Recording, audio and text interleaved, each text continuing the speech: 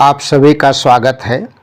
आज मैं आपके समक्ष उन प्रश्नों को प्रस्तुत कर रहा हूं जो विगत परीक्षाओं में आ चुके हैं और महत्वपूर्ण हैं।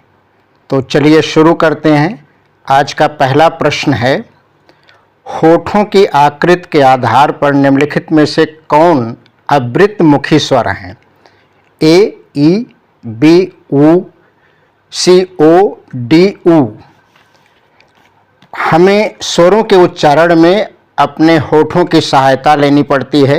कुछ स्वरों के उच्चारण में हमें होठों को वृत्त के आकार का या सर्कुलर की तरह करना पड़ता है, जिन्हें वृत्तमुखी स्वर कहते हैं, और कुछ स्वरों को बिना होठों को गोल किए या वृत्त बनाए उनका उच्चारण होता है, उन्हें अवृतमुखी स्वर कहते हैं। अवृतमुखी स्वर मुख्य रूप से कितने हैं? जैसे ये है आ, ई, ए, और री। ये जो 7 स्वर हैं ये अवृतमुखी स्वर कहलाते हैं। इसी प्रकार जैसे ऊ है और ओ ये वृत्तमुखी हैं। इनके उच्चारण में हमें अपने होठों को गोल करना पड़ता है। तो इस प्रश्न का उत्तर क्या होगा कि होठों की आकृति के आधार पर निम्नलिखित में से कौन अवृतमुखी स्वर हैं? तो इसका सही आंसर होगा, सही उत्तर होगा ए, ई अवृतमुखी स्वर है। आगे बढ़ते हैं, अगला प्रश्न। हंसना शब्द में चंद्रबिंदु का प्रयोग होता है। इसमें चंद्रबिंदु है ए अनुनासिक, बी अयोगवाह, सी निरनुनासिक और डी नासिक्य। तो हंसना शब्द के उच्चारण में जो चंद्रबिंदु है उसका उत्तर क्या होगा? वो अनुनासिक है। अनुनासिक के उच्चारण में हमें मुंह और नाक दोनों से हवा निकालनी पड़ती है। अनुनासिक किसे कहते हैं? जिनके उच्चारण में हमें मुंह और नाक से भी हवा निकालनी पड़ती है। तो इस प्रश्न का सही उत्तर क्या होगा? ए अनुनासिक। आगे बढ़ते हैं, अगला प्रश्न। प्रत्येक वर्ग का दूसरा और चौथा वर्ण क्या कहलाता है? ए महाप्राण व्यंजन, बी अल्पप्राण व्यंजन, सी उत्क्षिप्त व्यंजन, डी अनुनासिक व्यंजन। इस प्रश्न का उत्तर होगा ए महाप्राण व्यंजन। प्रत्येक वर्ग का दूसरा और चौथा वर्ण क्या कहलाता? महाप्राण। जैसे का वर्ग का खा और घा। चा वर्ग का जैसे क्या होगा? छा और झा। इसी तरह अन्य वर्ग के जो वर्ण हैं उसमें दूसरा और चौथा वर्ण क्या कहलाता? महाप्राण। इनके उच्चारण में मुंह से हमें ज़्यादा हवा निकालनी पड़ती। प्राण का मतलब क्या है? हवा। जैसे क कहते हैं तो कम हवा, लेकिन खा कहते हैं तो मुंह से ज़्यादा हवा निकलती है। तो इस प्रश्न का उत्तर क्या होगा कि प्रत्येक वर्ग का दूसरा और चौथा वर्ण क्या कहलाता है? महाप्राण व्यंजन कहलाता है। आगे बढ़ते हैं, अगला प्रश्न है, नाव का समानार्थी शब्द निम्नलिखित विकल्पों में से कौन सा नहीं है? ध्यान दीजिए, नहीं पर जोर है। ए नौका, बी डोंगी, सी तरुड़ी, डी तरी। इनमें से नाव का पर्यायवाची या समानार्थी शब्द कौन कौन से हैं? नौका नाव का समानार्थी शब्द है, डोंगी है, तरी है। लेकिन जो तरुड़ी है ये नाव का समानार्थी शब्द नहीं। इसका क्या अर्थ होगा? इसका अर्थ होता है युवती। तो इसलिए इस प्रश्न का सही उत्तर क्या होगा? सी तरुड़ी। तरुड़ी नाव का समानार्थी शब्द नहीं है। आगे बढ़ते हैं, अगला प्रश्न। बौद्धिक शब्द में मूल शब्द तथा प्रत्यय हैं। ए बौद्ध धन इक, बी बुद्ध धन इक, सी बौद्ध धन का, डी बुद्ध धन इक। इस प्रश्न का सही उत्तर होगा डी बुद्ध धन इक। मूल शब्द क्या है? इसमें बुद्ध है और एक प्रत्यय है। ये बुद्ध धन इक, ये मिलकर क्या होंगे? बौद्धिक। और इसमें कौन सा प्रत्यय प्रयोग किया गया है? तद्धत। तद्धत प्रत्यय उनको कहते हैं जो किसी संज्ञा, सर्वनाम और विशेषण के अंत में जुड़ते हैं। आगे बढ़ते हैं, अगला प्रश्न।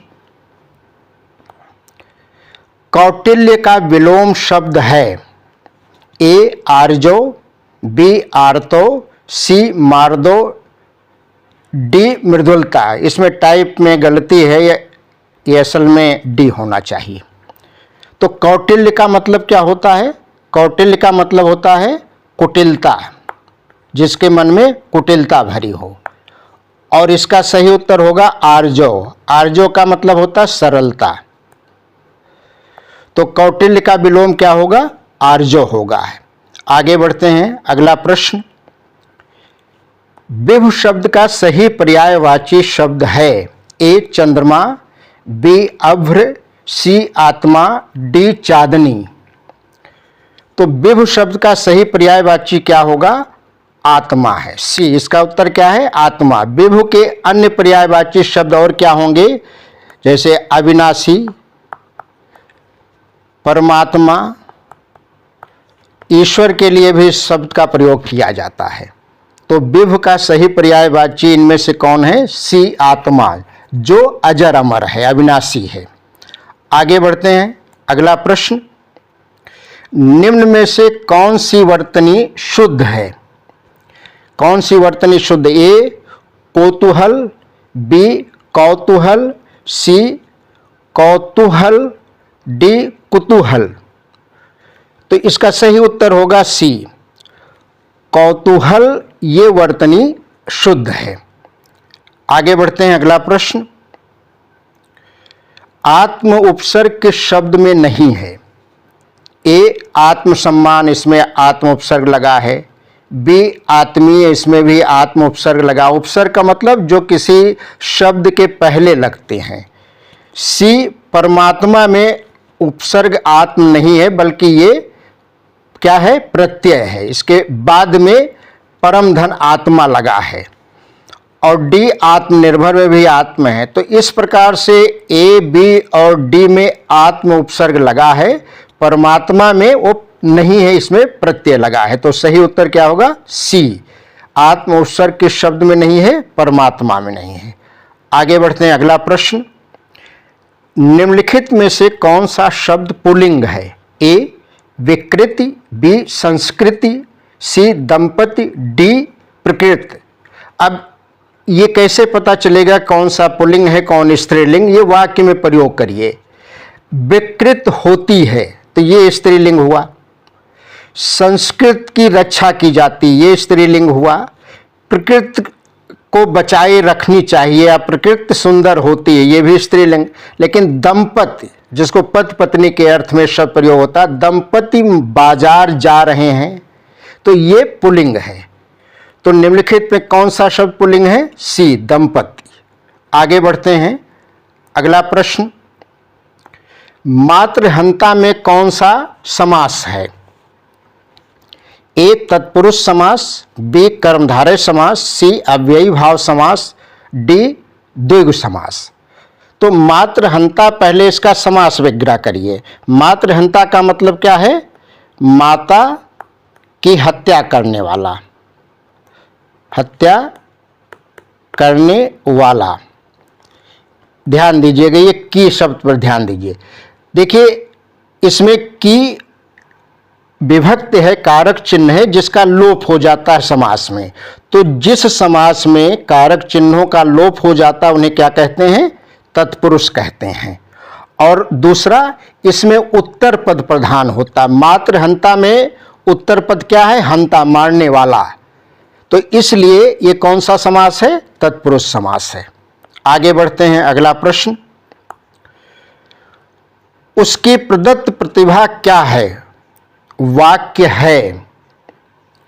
ए विधानवाचक, डी संदेहवाचक, सी निषेधवाचक, डी प्रश्नवाचक। इसमें थोड़ी टाइप की त्रुटि है, ये होगा बी, ये होगा सी और ये होगा डी। तो उसकी प्रदत्त प्रतिभा क्या है? ध्यान दीजिए यहाँ पर क्या क्या प्रश्न पूछ रहा है। तो जिस वाक्य में किसी प्रकार का प्रश्न पूछा जाता है उसे क्या कहते हैं? प्रश्नवाचक वाक्य। तो इस प्रश्न का उत्तर क्या होगा?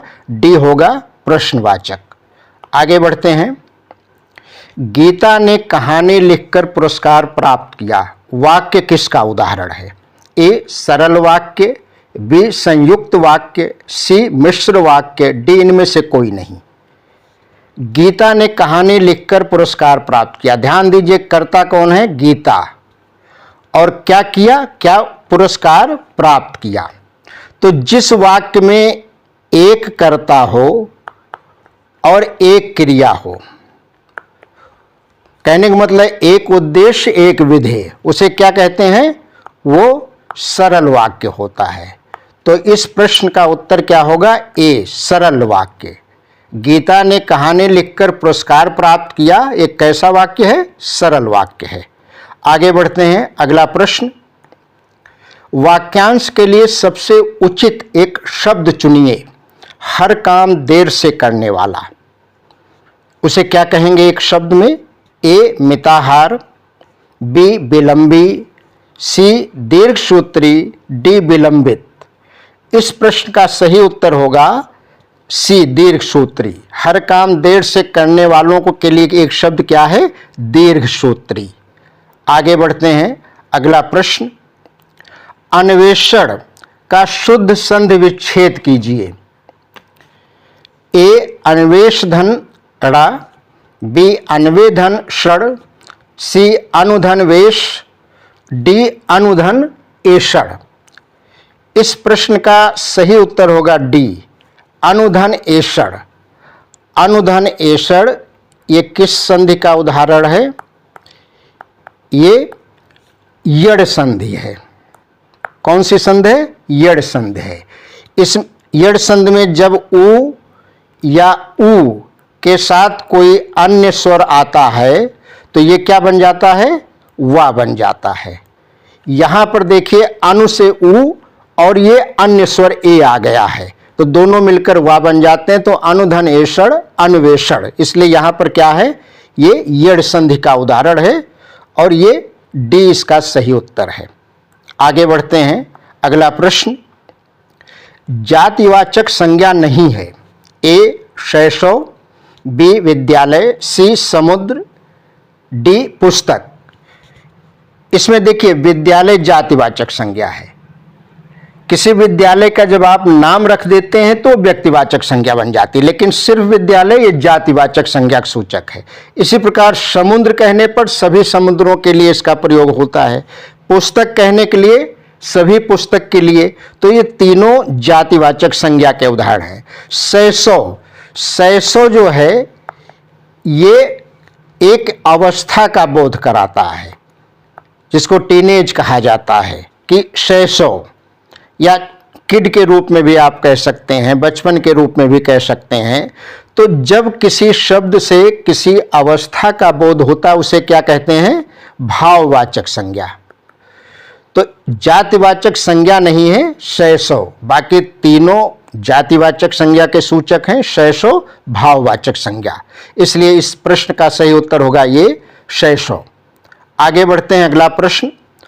क्वाथ शब्द का तद्भव क्या है?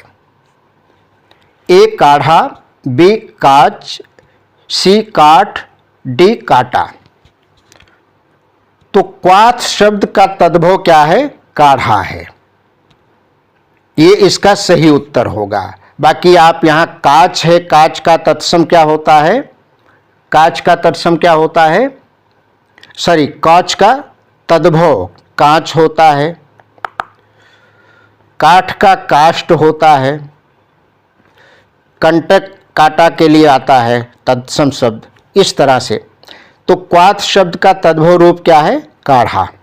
आगे बढ़ते हैं, अगला प्रश्न। गुरु ही शिष्य को ज्ञान देता है, रेखांकित पद में प्रयुक्त कारक है। कौन सा कारक है?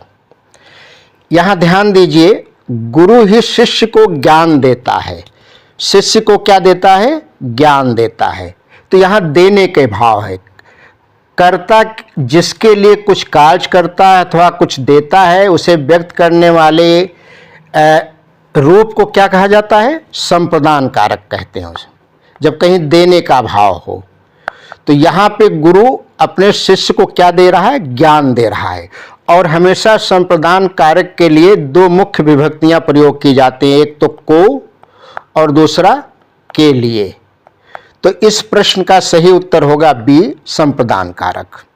आगे बढ़ते हैं, अगला प्रश्न। तीन लोक से मथुरा न्यारी का अर्थ है ए, तीनों लोकों में मथुरा ना होना, तो ये तो नहीं होगा। बी, मथुरा का बखान तीनों लोकों में है, ये भी सही नहीं है।